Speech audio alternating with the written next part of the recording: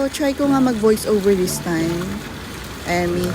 So medyo maririnig nyo may alon-alon kasi nasa tabi ako ng dagat.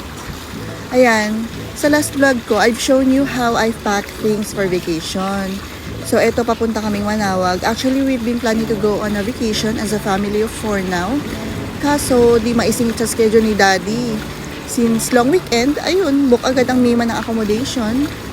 Eto, nasa Quezon na kami, apakaganda ng nature, and showing off si Daddy, si Baby, and Kuya Alex.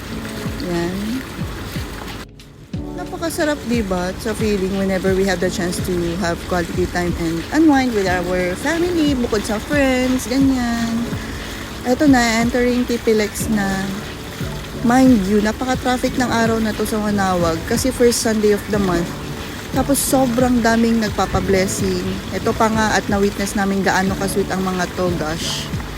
Na all PDA. Amen. Ayan, lumipat ako sa medyo tahimik. Ang ingay kasi ng alon-alon. Tapos medyo maulan-ulan din. So at this point, nakapag-park na kami and nandito na sa simbahan. Naabutan pa namin yung misa and after mass, nagtirik kami ng kandila. Diyos ko, nabudol pa nga ata kami sa presyo kasi 10 pieces ate ko, 200.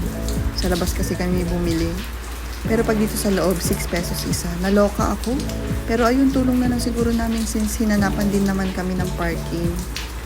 So, ayan, prayer and then tirik ng candles to guide us for success and to achieve our goals.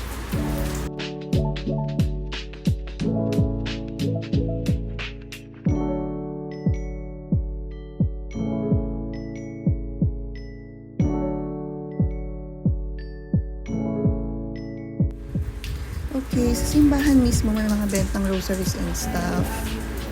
So, ayan, daming pagpipilian actually. Tapos, dito ko nakita yung 6 pesos ng kandila. My God. Ayan, palabas na kami ng simbahan at nakatulog na ang siopaw. Helpful talaga pag may stroller as in, lalo ng bigat-bigat nitong dala-dala namin tato.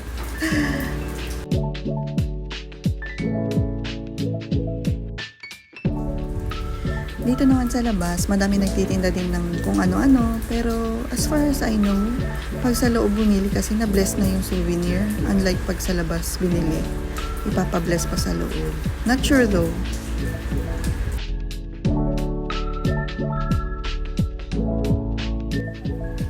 Kita nyo ba yung traffic na yan?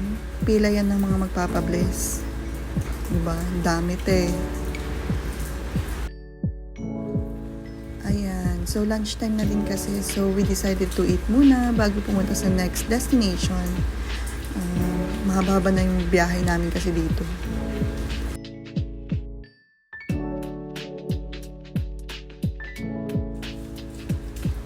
Okay, playtime din ang mag-daddy. Diyos ko, apakainit ng mga oras na to. As in. So, ayun. That's all for now. See you sa next vlog ha. Thanks for watching.